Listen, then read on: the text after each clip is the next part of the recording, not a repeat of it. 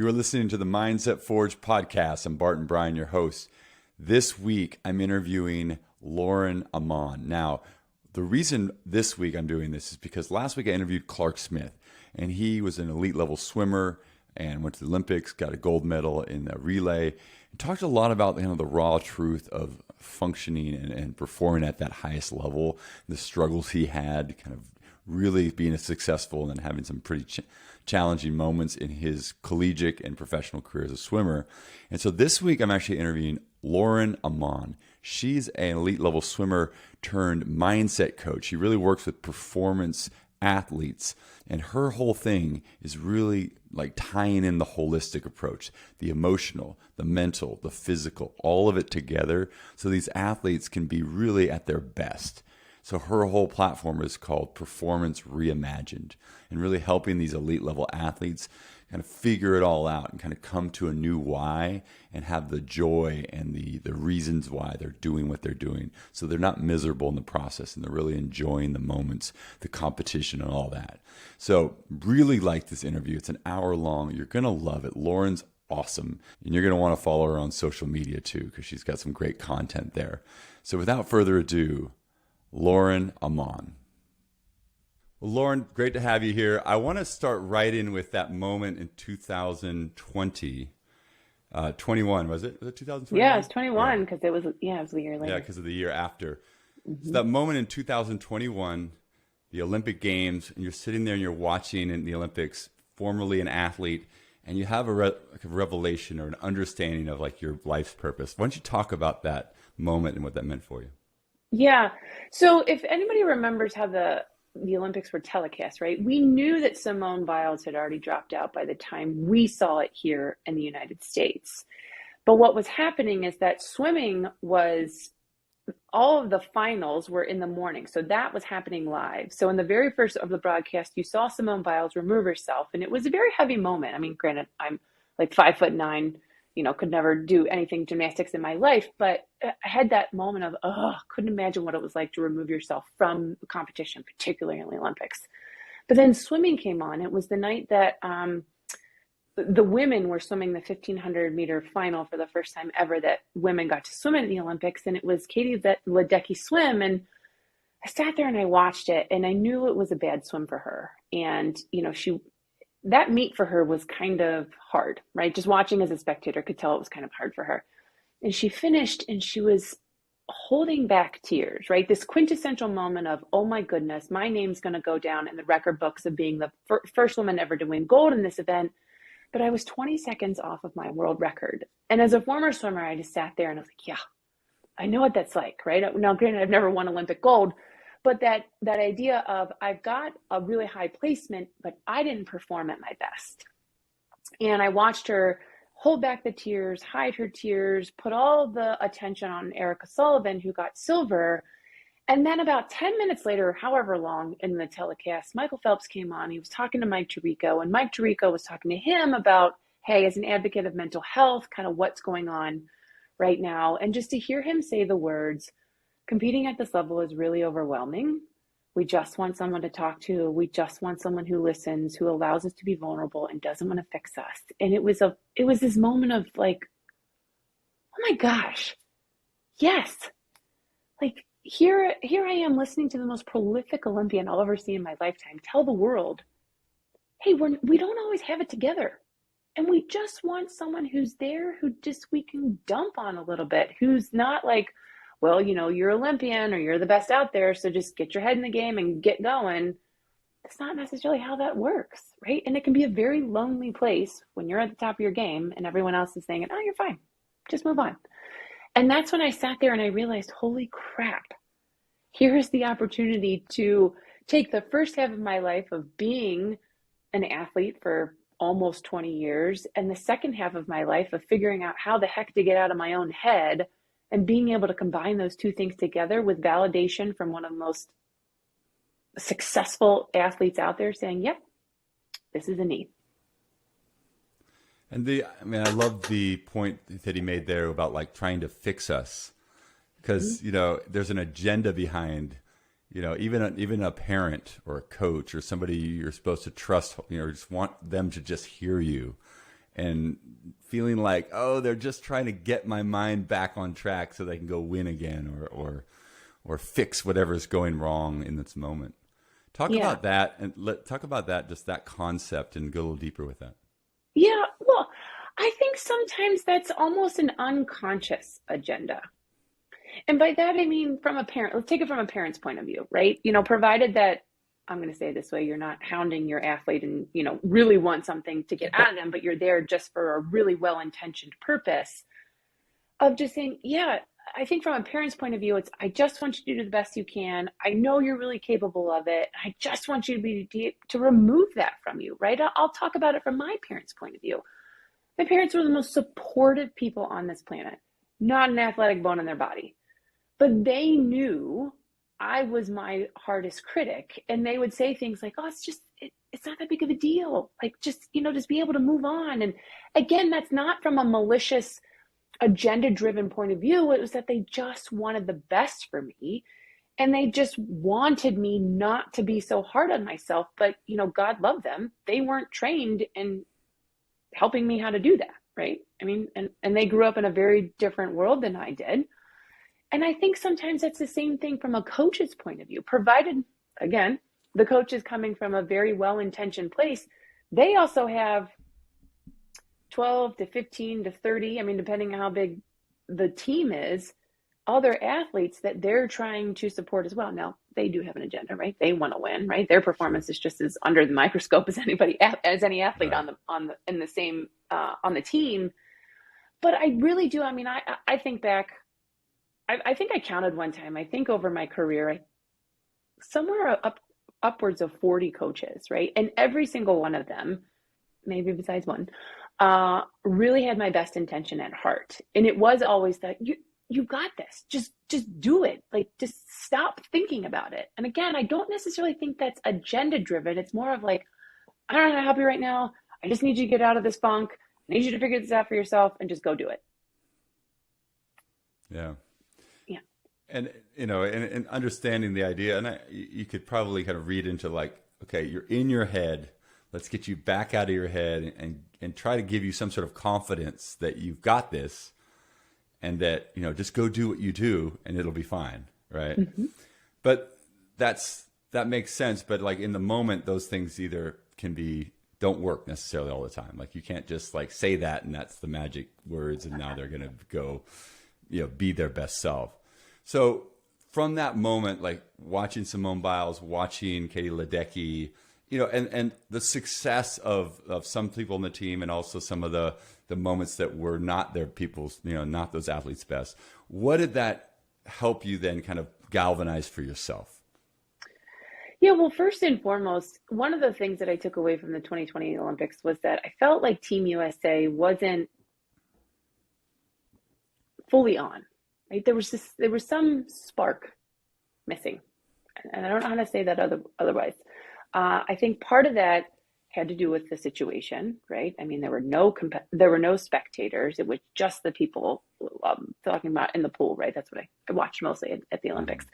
And it was this moment of, I mean, how incredible would it have been in that moment to have seen like as part of the team, like a mental performance coach or elite performance coach or whatever you want to call them, as part of the team. And I just thought, gosh, if Michael Phelps is saying this, right, there must be a gap at the Olympic level. And what does that mean for every other level, from high school or even down to middle school, depending on how serious these athletes are, up to the professional? And it was just this moment of, wow, in that situation when you start to think about red cars, right? And then all you ever see is red cars. Yes. Well, it was kind of the same thing for me. Is when I started down this path, the more that I just went into social media or I started looking at different resources, this whole idea of supporting athletes from the mental side of the game just kept popping up. And I just thought, here's an opportunity to, from an athlete standpoint, right? And I know a lot of sports psychologists are out there. I know there's a lot of resources out there. And not to say that a lot of those people weren't athletes, but to be able to take it from this very practical point of view and support athletes in a very different way. And was one of those situations where it just kind of fell in my lap, quote unquote, because I had originally thought, hey, let's really focus on D1 athletes, semi-pro and professional athletes. And actually, as the world would have it, as the universe would have it, I had an opportunity to really focus on high school athletes. And then I started thinking, oh my gosh, just think about the opportunity and potential that's available for those in their most formative years, where their brain truly is in its widest and deepest developmental period, to coach them and train them on techniques to literally rewire the thinking in their brain, or rewire the pathways in their brain, to support them not only as an awkward 14, 15, 16, 17-year-old, but when they get into their 30s and 40s, and how that could really benefit them out of the field, or off of the field, or out of the pool, but also while they're in the pool. And that's where it all came from. It was just kind of this like, holy crap, my brain just started firing on all cylinders, and then it just came to me. Well, and you made a statement that really resonates with me and the whole point of this podcast. And I talk about athletes and performing artists really teaching us how to show up for the big moments of life. You know, and because a sport like swimming in a pool at the highest level is not a, being good at that it's not an isolated thing that doesn't help you understand the rest of life, right? Those things can be taken and utilized and understood. And if we can understand it's something in a kind of a micro level in a sport, we can then take that and kind of expand it into business, into family, into relationships, into all aspects of life. And I love that. Talk about just the idea of like, what is optimal? You know, I think there's a lot of like, you know, sports psychologists or mindfulness around sports and performance. There's a lot of work to become more optimal. What does that actually look like? Give me kind of a definition or your idea of what that looks like. Well, it's really funny that you asked this question, because I think optimal changes. I think that definition of optimal changes depending on where you are and what you're doing. And the reason I say it's funny is because actually today I created a post, and it was something that's been going through my mind, of this idea that performance isn't linear, right? Just because you do something one day doesn't mean the next you're going to do it. It means you have the capability and the capacity to do it, but it's really more about what's going through your mind of whether you're going to allow yourself to do it again. And a lot of that was driven by, I always said to myself, I was a practice athlete, where my best performances were in practice. And then by the time I got to the meet, it was, oh, well, I did this in practice. I've done it in practice. I have to do it here, where my parents are here, my teammates are here, my coaches are watching, everybody in this natatorium, even though maybe 100 people knew me in that natatorium, there were thousands who didn't. But in my mind was, I have to do it now. And that's why I say optimal changes, because it changes based on where your mind is in that moment. Optimal truly is when you are completely free from your own pressure, when you're completely free from the messages your inner opponent tries to convince you of, that maybe you can't be optimal today. And it's when you are truly and unequivocally relaxed and completely trust yourself and confident in what you can do. And that's why I say performance isn't linear, because sometimes that being completely trusting, completely releasing, and being completely confident don't always come with the equation. There's an authenticity is a word that you hear more in the arts, but I think it really is a word that relates to that kind of feeling of like, I know myself, I know my worth, I know what I love and what I want to do, and I'm kind of releasing myself in this moment of competition to just be my optimal version of myself. Yeah. And that sounds easy. It's easy to say. It just flows. But to do that with like thousands of people and like, this is it for the big moment. And like that medal means everything to, like, that's where it gets murky. Yes. That's where it gets really murky.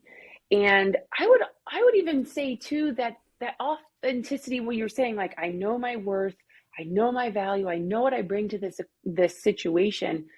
in those moments, it's almost as if it's unconscious. And by that, I mean, it doesn't register, right? It just is. And, I always say, ask 10 athletes about their best performance. 9 of them will say, I don't remember a darn thing, right? I just remember being in that moment, absorbing whatever the experience was, and it just happened, right? And that's where it's really hard to say, yeah, how do we get there?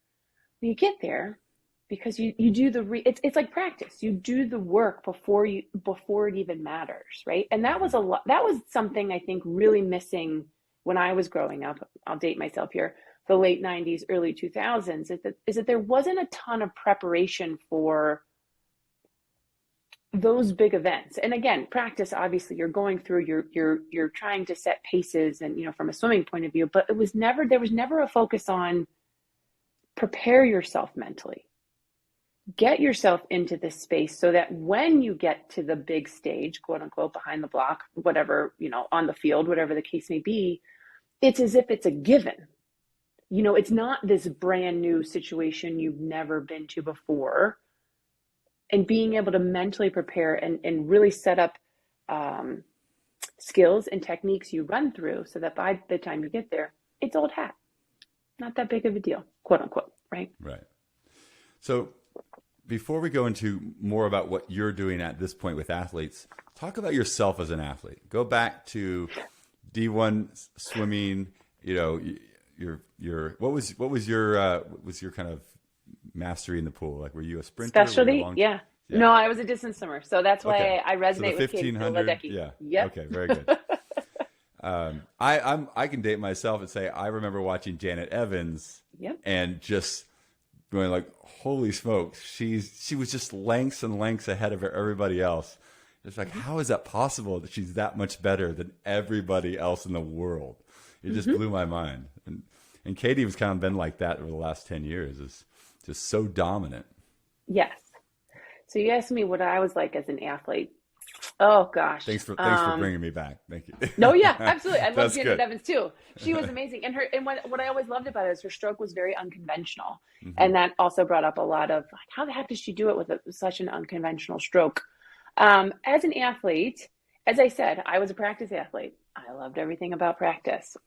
Completely and utterly confident then. You couldn't throw anything at me that I wasn't willing to handle and just say, yep, give me this. I'll show you what I'm capable of.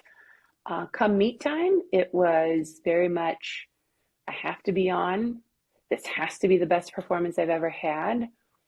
I don't want to disappoint my parents. Again, that was never a part of my parents' vocabulary or MO. It was more of that internal pressure I put on myself of, gosh, they put so much into me in terms of getting me to practice, paying for all these things, paying for us to travel everywhere. And I never wanted to disappoint them. If I had a bad swim, half the time they were like, was that a bad swim? How did you do? Right? Not that they weren't paying attention, but it's just, It didn't register for them. Again, they're not athletes, so it doesn't equate.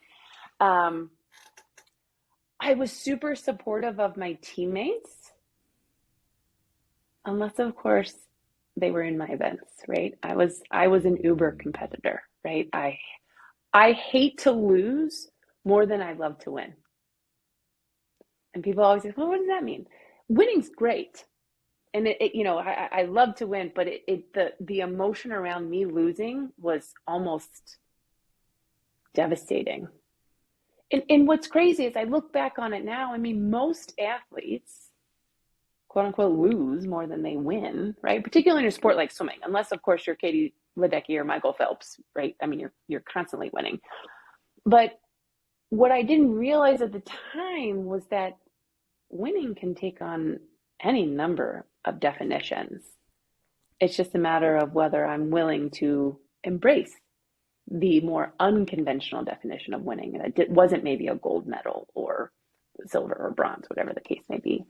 But when it mattered most, I went into a very like, oh my God, this has to be it. I have to be perfect. If I'm not perfect, well, then what does that mean? And will I have worth? Do I have value if I don't swim well today? And that just puts so much more pressure on you to then almost like I just think of like, you know, I have a lot of years as an actor. Like if you're in your head, you're not in the moment, and you talk about the moment and just being there. But like if you're constantly evaluating how you're doing, it's almost a survival skill that we use to kind of like protect ourselves from like going all in to just playing full out. How would you now, if you could go back to young Lauren in college, like how would you coach yourself? Like what would you say to yourself, or what would you work on with young Lauren to help her kind of get through that? Yeah. So I tend to talk about it now as the concept of the inner opponent, right? That voice in your head, or the voices you hear in your head that are trying to convince you that, you know, being so pressure filled, or being so that perfectionist persona is what is really valuable to you. And I think that's where I would really dive in with myself to say, you know, how does your worth change if you don't swim the way you want to? Right? You know, just having that kind of question. If someone had asked me that, like, oh, well, I guess you're right. I guess my worth wouldn't change. It's already there.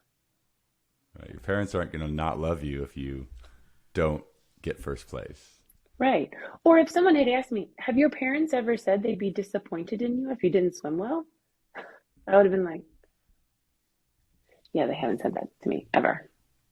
Right? Yeah. Or, you know, how would your relationship with your coach change if you didn't swim well today? Well, he's not going to think any differently of me. He knows what I'm capable of. He wants me to, I say he because 99.9% of my coaches were men. Will he show emotion? Likely. Will he hold it against you?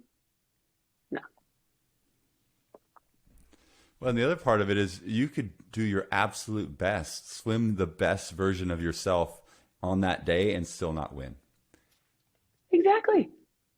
And that's part of competition. Like that's the beauty of like, you know, sometimes there's just somebody better on that day. Right. But that, and again, I didn't equate this when I was in the moment, right? Mm-hmm. Of, if I swim my best time, like you just said, like I had my best race, I swim my best time, I still don't win. Am I going to be any less happy? Likely not. I mean, depending on if I knew where I was in the competition, right? If I knew I wasn't going to win, would swimming a best time be a definition of winning? Absolutely. And I had such a myopic view of who I was supposed to be when I performed. And if I went back to myself, you know, gosh, I hate to say 24 years ago, to say, what's another way you could look at yourself right now? You know, just that simple question of what is another option for an athlete? Because oftentimes it is win or lose. Like that, it's that black and white. It's that binary. What's another way? And just being able to expand that level of understanding. And super competitive people, and it sounds like that was you too, right? Like there's fuel in this like black and white kind of like life, death, win, lose, you know, like this switch that's either on or off, and like the end of the world, the glory of the world, like, you know, and I think there's a motivation to that. There's something that like, it's like an internal flame that drives us, right? But I think there's you know, you talked about with looking at the Olympic team in, you know, in 2020, 21, and that they were missing something. It begs the question, like, are we afraid that asking those types of like mindful questions to these athletes is going to like not allow them to be at their best? Like, what do you think why is this not happening at the highest levels and all levels below that would allow for more kind of thoughtfulness because I know that there was some Olympic athletes in 2021 who hired a friend of mine who is a mindful sports performance coach to be their guru in a sense in that way, because they weren't getting that from the track and field team. So you're right. I mean, the track and field team is doing their thing their way, and then these athletes are hiring personal coaches. So Yeah. talk about what's missing and where there's so much room to be to improved. Yeah, that's a phenomenal question to ask. And I think there's some level of, well, if we introduce more of this soft, soft skill kind of instruction or training into the regimen, does that interrupt that killer instinct of, of athletes? And something else that I saw shortly after I had this aha moment at the Olympics was the documentary. It's called The Weight of Gold. Are you familiar with it? I'm not. Okay. Highly recommended. At the time in 21, it was on HBO Max, and it was a documentary really started by Michael Phelps, and it follows, I don't know, 8 to 10 different Olympians in different sports, and like Apollo Ono, Shaun White, when he at the time was retired before he made the appearance this past year. But it goes into the documentary, Bodie Miller on it, the skier, of like how the American media builds up these particular athletes, right? If you watch all the Olympics, we've got a few different faces that they will highlight, right? So in the Summer Olympics, it was Caleb Dressel, it was Katie Ledecky, it was Simone Biles. Before it was Michael Phelps, it was Ryan Lochte, Right. They become our golden children. And, the American media and everybody else, right? Well, I'm guilty of it too, right? We hype them up before the Olympics. And it's like we then make a final or a more final determination on them after they perform. And if they don't perform well, then we just put them on the conveyor belt. We wait for somebody else to come. If they do well, we continue to build them up. And I think sometimes it kind of interrupts that American persona, right? Of that we are tough, we are resilient, we can do anything, and we don't crack. And I'm not saying that we don't. I'm not trying to be un-American in this moment by any means. I highly love this country. But I think it's more about that mentality that if, particularly on the sports side, that if we show that potentially some things are a little cracked in the foundation, does that put us at a disadvantage competitively? Does it introduce the concept, there might be a way to get behind the psyche or get into their heads from an outside perspective? Or is it that we're just showing a little bit of quote unquote weakness, and that doesn't necessarily fit the persona that we want from our highest level athletes? Yeah, that's a really tough question, because I agree with you. We spin these stories up and we create these kind of superheroes, leading up and into the Olympics, and they're on TV every day, almost, just being interviewed before, after, whatever's going on, because they want to keep telling the story. And I think America also has this need to obviously win the Olympics. Yeah. Let's have the most medals, and it's usually Russia and China that are like kind of, so it's these three superpowers, that it's like, that are all kind of like trying to be the most dominant and trying to prove that we have the greatest athletes, or the greatest, system for athletes. And it doesn't leave a lot of breathing room for these people to have true feelings and true experiences.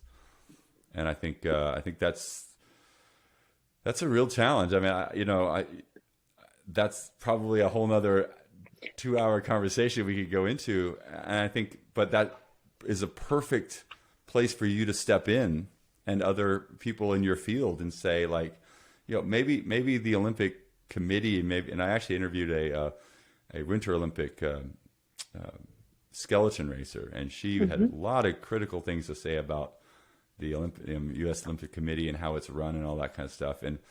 But instead of trying to necessarily change that right now, which seems to be kind of a big, it's a powerful entity in and of itself, and for an individual athlete to try to change things, or a coach to try to change things, maybe years or decades out. But can we embrace these athletes and give them better options, and give them tools that they can use to kind of navigate their way so that, it's not Michael Phelps after the fact looking back and saying, wouldn't that have been nice, And, someone like Phelps is kind of, there's once in a lifetime you get somebody like that who's just kind of wired, growing up with ADHD and just, just living in the pool, and how that kind of just allowed him to just be present in what he was doing and achieving stuff. Like, we create these super athletes and we want them to be all so successful, but then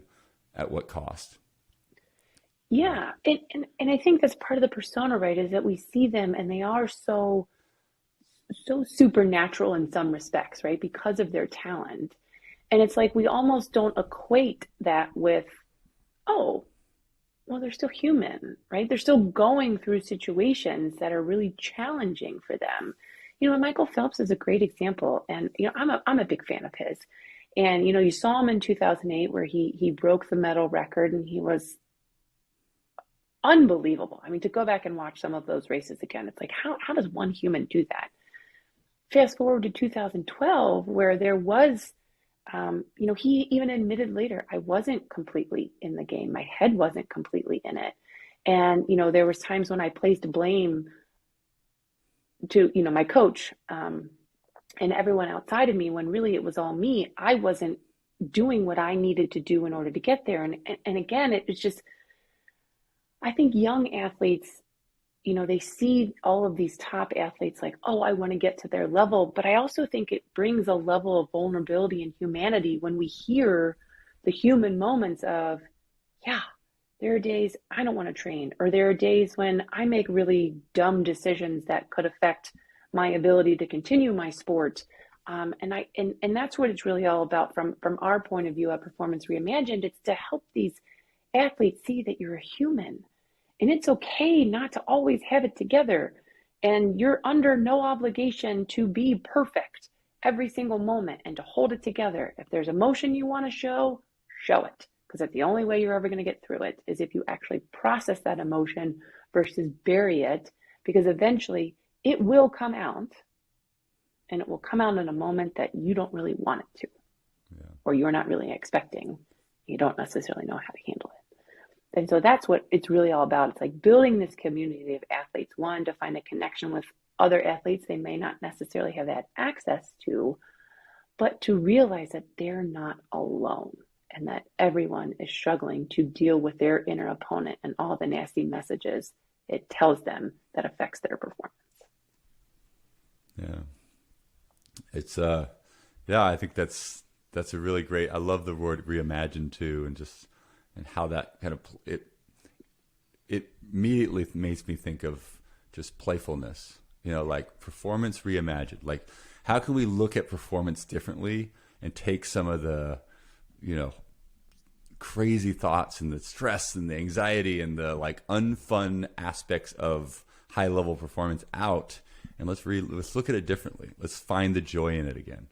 Talk about joy. Talk about reimagining performance from the standpoint of like joy and just fun, and how you maybe talk about that.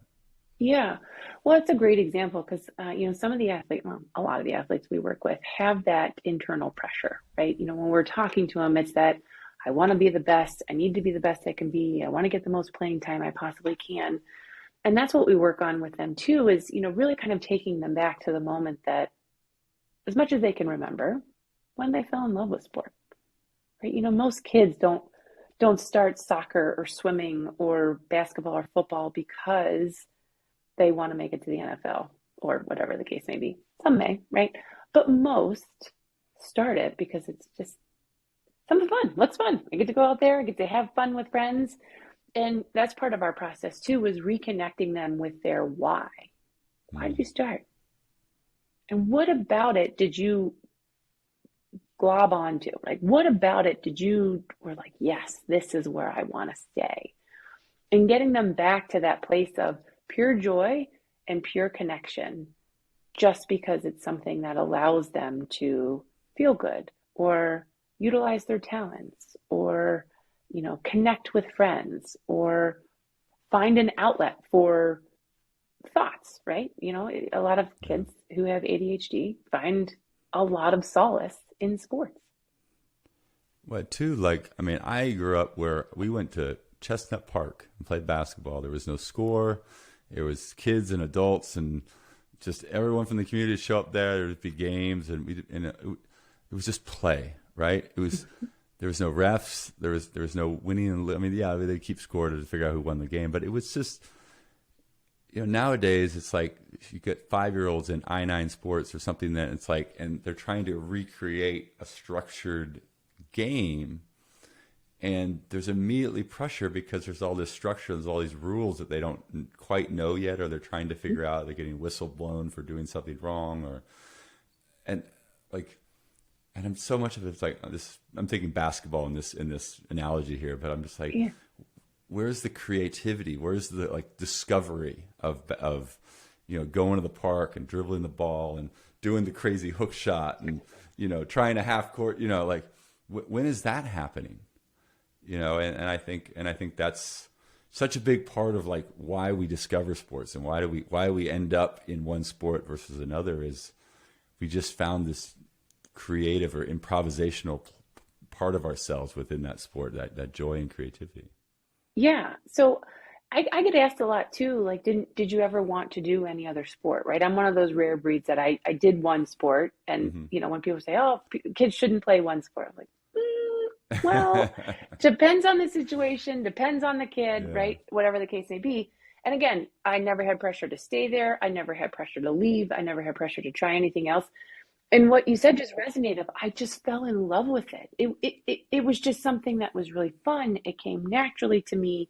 I just really enjoyed the team atmosphere, but having the personal responsibility for my own performance. But then when I'm on a relay, I get to bond with those relay teammates, and that sort of thing. And I think there's an opportunity to do a little bit more exploration with children. My older son has played 6 different sports, I think. Right now he's playing, 4 in different seasons. He's that kind of kid. Now my younger son is more of I'm going to find the one I like, and that's the one I'm going to stick with. And so it's really just playing off of the kid and really trying to understand what really resonates with them. And kind of along that same line, I'm a little concerned with the concept of NIL now, right? And I haven't yet actually landed in a firm position on NIL. I see the benefits, I see the drawbacks. Tell me about NIL. What does that stand for? Your name, image, and likeness. So Okay. college players are now being paid for, their name, image, and likeness. And again, there's benefits, there's pros and cons, just like anything. Where I'm concerned is that the business of sport will come earlier and earlier in an athlete's trajectory with this idea of, oh, well, you now could go make money on who you are and what you do and what your talent is, and what sort of psychological challenges will that bring to an 8-year-old, a 9-year-old who shows talent at that age, and then everyone's kind of coming around them like, oh, we need to get you here, here, and here so that you might, in 6 years or 7 years or 8 years, whatever the case may be, you can go to college and make millions of dollars. Right? I'm very cautious about this trajectory. It's a new wrinkle to figure out. Well, and I think that lends itself to the point of like, you got to surround yourself with the right coaches and the right people who like want the best from you, care about you, love you unconditionally, and can offer the valuable kind of expertise and experience that's going to help guide you through this type of stuff. Yeah. And, as opposed to yes people. Right. And it goes back to what you were originally talking about too, of kind of that agenda, right? Could that become part of an agenda within the family or among coaches or even among the athlete, him or herself, right? Of, oh God, now I'm just so laser focused on this part or this path to my trajectory. How might that play psychologically for an athlete? And, again, becoming uber competitive, getting so laser focused on performance at every moment, because if I mess up, quote unquote, could that somehow affect what could happen 6 years from now when I might be eligible for millions of dollars? Yeah, yeah.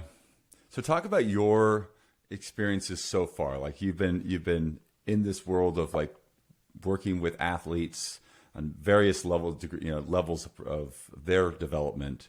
Like, what are you noticing successes working with them? What are the things that seem to be resonating most with the various athletes that you're working with, and where's your kind of end goal? Where are you headed?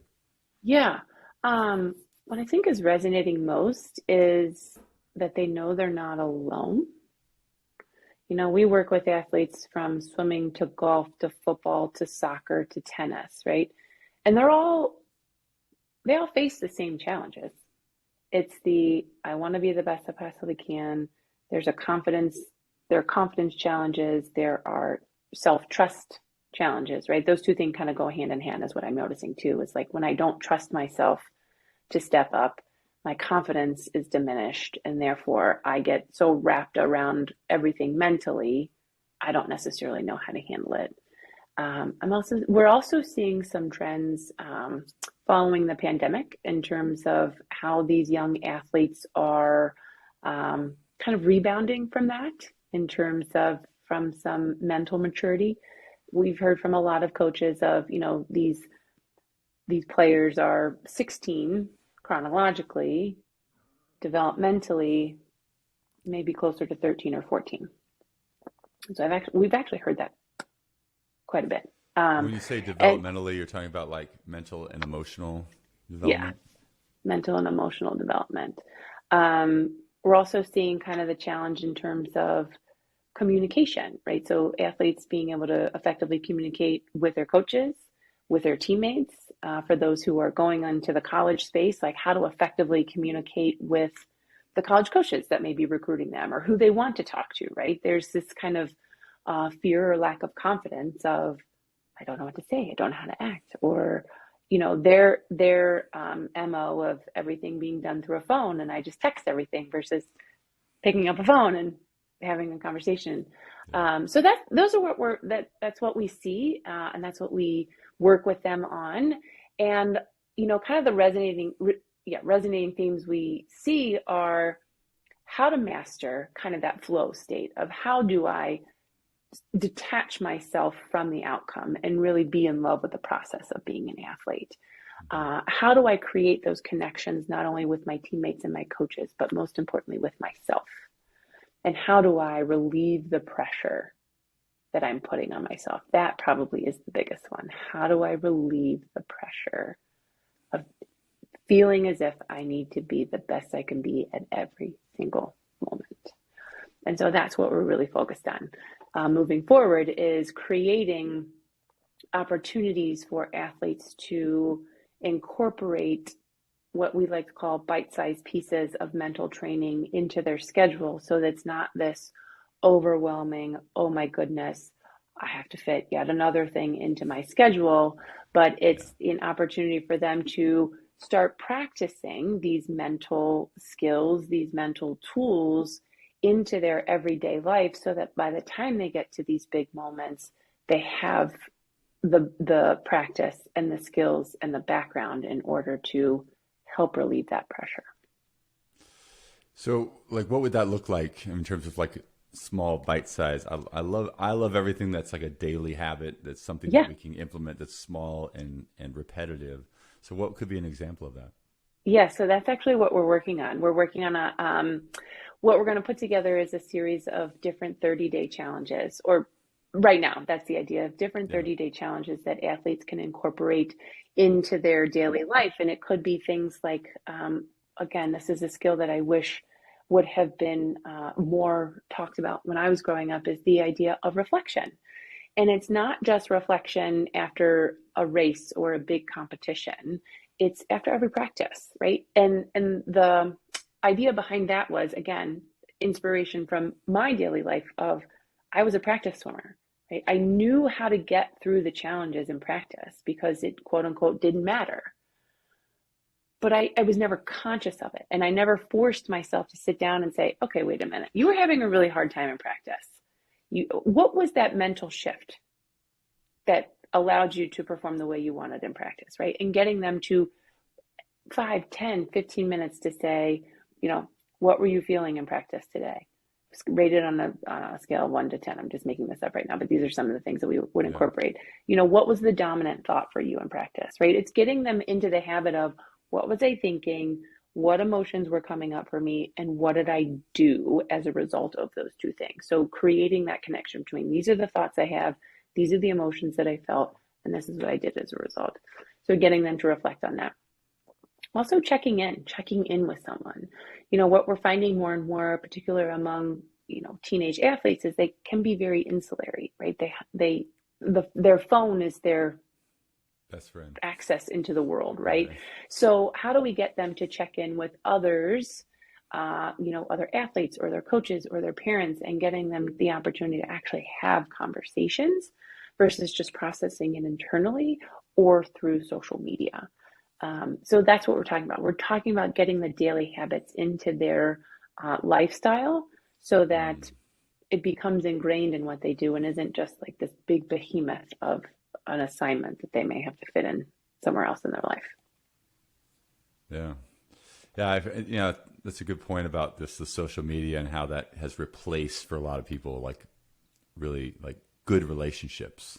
Like, whereas when we were growing up, going to our best friend or, that person in our life that, we talked to at the locker or in the hallway or something like that after school. Like, for a lot of people with social media now, or it's through their phone that they're getting that access to the people.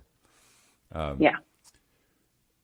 What, like, staying with the high school athlete or the, what would you say, like, how do you keep them? Because there's so many external just things happening, obviously there's all the social stuff, there's the social media, there's the sports, there's like, how do you get them to kind of to be adept at kind of turning certain things off, when they need to be, present for the sport that they're doing, and just helping them, like, not bringing the outside world into their sport? Yeah, that's probably the $6 million question if I'm being I'm just thinking completely about honest. what would I fail at if I were a high school basketball player right now? It would be even more of that, worried about who the girl in the stands when I'm shooting my free throws. It's like all those things that we thought about, like, multiply it by 1,000, and here we are in 2022. Yeah.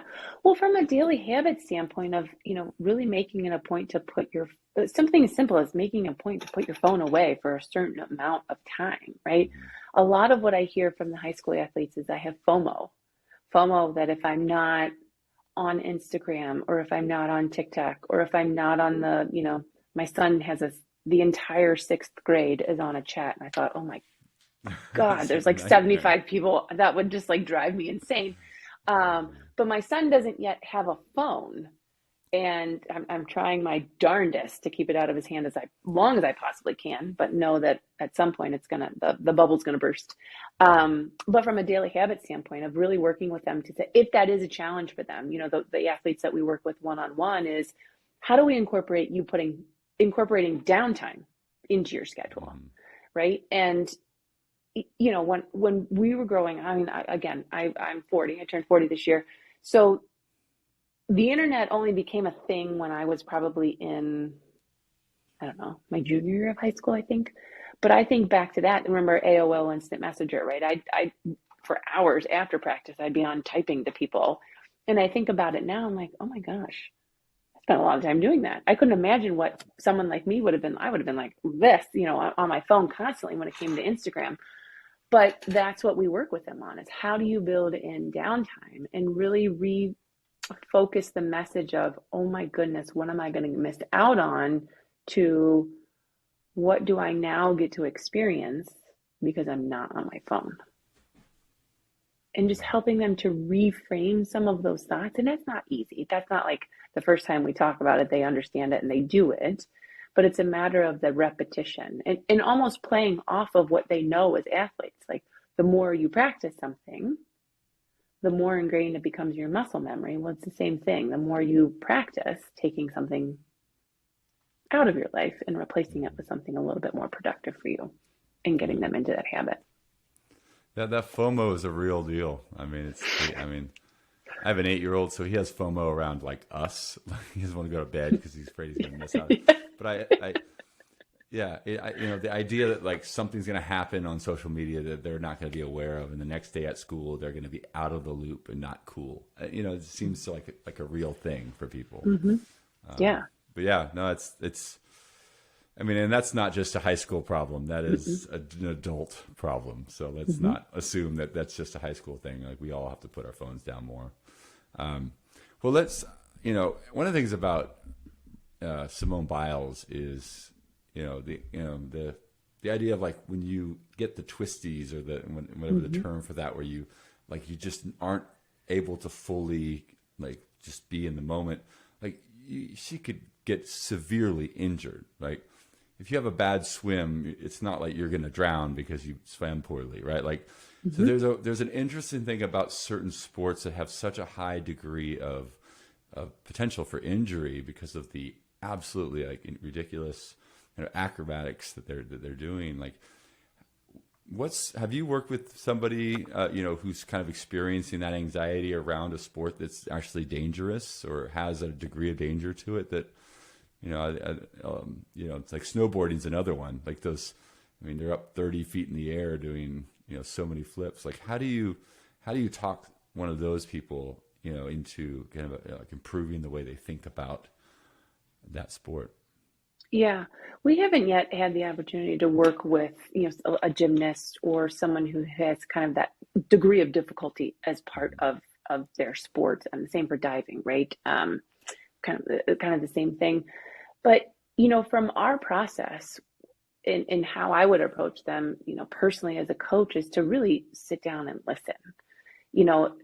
Thinking about Simone Biles as an example, I remember that night, speaking of our phone, going on Instagram and Twitter just to see kind of what was being discussed around the situation, because I had people close to me saying, "Oh my gosh, how could she do this?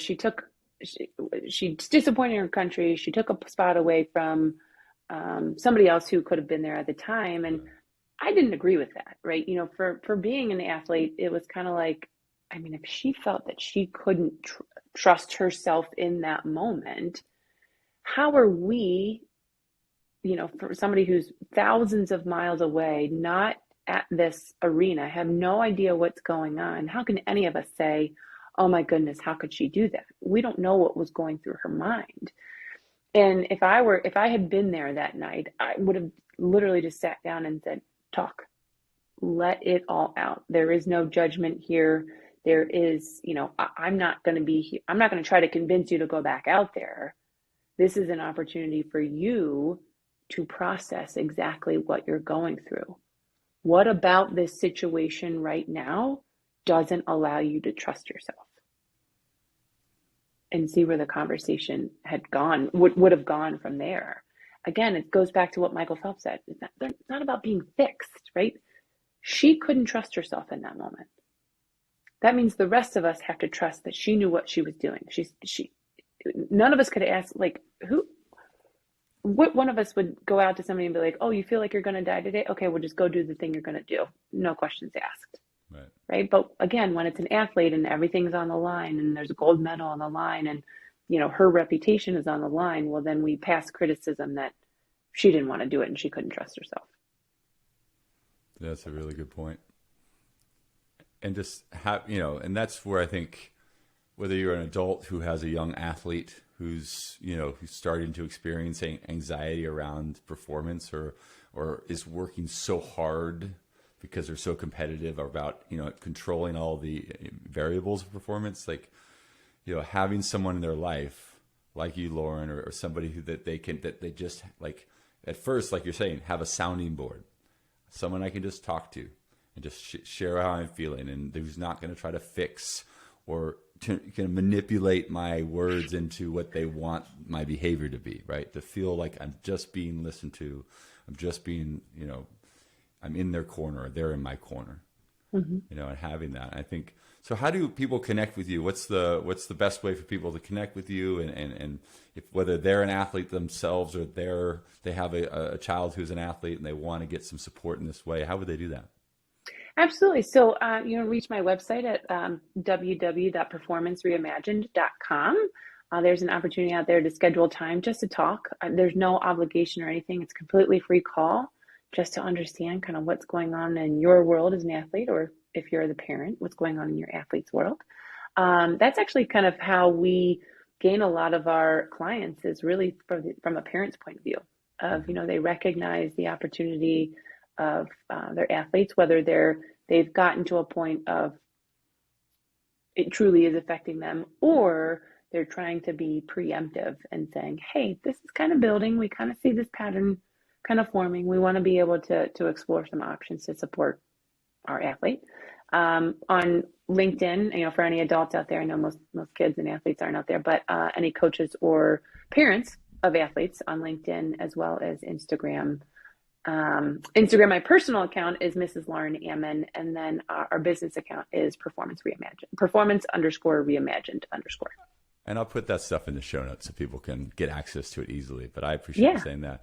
And there's something about too that the fact that you are an athlete, and were able to swim at a high level, and kind of understanding for yourself kind of some of the challenges you had, give that first conversation a very unique perspective versus talking to someone who's a little more clinical or it's always just been a coach or something like that. And so that's really great. It's funny you say that. I was talking to an athlete the other day, and through our conversation, it came up that he is dealing with a lot of internal pressure, right? Nothing is coming from the outside, has very supportive parents, has very supportive coaches. And as I'm sitting there listening to him, in my mind of, yep, what you're going through is completely understandable. Like just thinking, yep, I know what you're going through.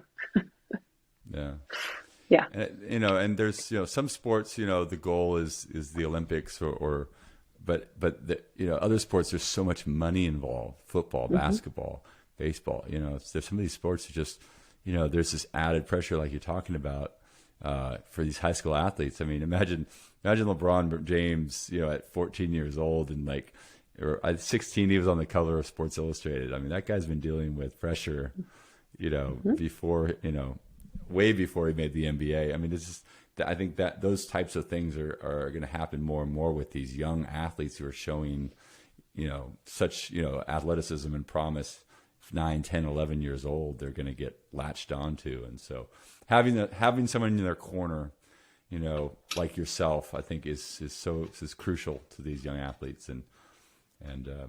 So, hey, I really appreciate it. This was great for me. I'm a learner. I'm somebody, I'm 47. I always consider myself an athlete. I'm a bodybuilder, and my son's a 8-year-old athlete, and so just from all angles, this stuff is really makes a ton of sense, what you're saying. And also just, I think that conversation that I think needs to continue to happen as we see it on the Olympic stage, or we see professional athletes who are struggling with this stuff. I mean, there's a lot of discussion in the NBA recently about mental illness and depression. Kevin Love talked about his, challenges with depression, and, as a professional basketball player. And so many people are like, how is that possible? He's making millions of dollars. He won an NBA championship. Like, how dare he? Almost like how dare he have mental issues? And I think it's high level people. There's so much pressure around that. And I think, if we don't have the right support system, there's that possibility that eventually it's going to bubble over. Yeah. You hit the nail on the head. Like, how dare they? How dare they have everything? Right. And like the comments about Simone Biles, like, oh, she, took a spot from somebody else, or how she, she needs to do this for the United States. No, come on. Like, you have no idea what pressure she's under. Like, nobody knows. Right. Right. Exactly. The one thing I really liked that you said too was that, like, we always hire a physical therapist after someone's injured, right? Like, oh, my son needs to go to a physical therapist. He tore his hamstring, or let's get him some, a personal trainer to work on his, imbalances or whatever. It's like, it's always after the fact. Like, it would be so wise if we as parents or coaches could help our athletes find people like yourself, to work with mindfulness, to work on performance, and before those things become a true kind of problem that's overwhelming them. Like, Yeah. to be proactive with that is such a big deal, and something that I hope people understand listening to this. Yeah, I think more and more parents are seeing that. I think coaches are too. It's just a matter of where do we find resources and how do we get a hold of them. Yeah. Well, Lauren, I appreciate you. I hope it's beautiful weather in Cincinnati, Ohio. It is definitely gorgeous here in Austin. So I will let you know when this comes out, and and I'll get some. I got your bio and some pictures from your publicist. So that was great. Okay. Excellent. If there's anything else you want me to like put on there or let people know about that's coming up, definitely let me know. Excellent. Well, thank you so much. It's been a great conversation. You were an absolute phenomenal interviewer. So thank you. Well, I appreciate that. I'm honored. But these are people reach out to me every once in a while. Like your who is it that reached out? Was it your Jen? What is she? Yeah. She's a VA that supports me in getting on podcasts. Yeah. She's fantastic. But I mean, it's like every once I get some of these. Some of them aren't really a fit. And I read your bio. I was like, oh my gosh, this is like gold mine. I love this lady. Look, because the whole idea is really like athletes talking about performance and you being on both sides of it, a coach and an athlete. I mean, this is just perfect. So I appreciate that. Thank you so much. I hope this interview and when I put it out, I hope it gets you a little bit more business and just best of luck to you. Oh, thank you. Thank you so much. And anything I can do to support you further, please let me know. Absolutely. Yeah. As we get closer to this coming out, I'll let you know kind of what you can do to share and that kind of stuff. And awesome. I create little little audiograms and pics that kind of explain what's going on, that kind of stuff. So I'll share those. Yeah. Awesome. Thank you so much. Appreciate it. Hope you enjoyed that episode. Really liked all her points and really just the understanding of like even these elite athletes, they need to understand the kind of complexity of it all, the holistic nature of how to be successful and happy moving forward. So if this resonates with you or you have a kid or someone in your life who might need a coach, highly recommend you reach out to Lauren. All information about her is going to be in the show notes, so check that out too. And remember, 2023, this is our year. I am doing a bodybuilding show. First time ever, actually. This is my first time doing a show. I'll be 48 years old, so better late than never. It's April 8th, the Phil Heath Classic. And so just really excited to kind of put myself out there, use some of the mindset lessons that I've learned in this podcast, and just perform at my best. So much of that is preparation. Obviously, I got to get myself to the lowest body fat possible, maintaining all the muscle, prepare my poses and all that kind of stuff so I can show up at my best. But just want to let you know, guys, that's what I'm doing right now. Hope you have a goal, a focus, something you're working on that's helping you get 1% better every week. Thanks so much for listening to the Mindset Forge podcast.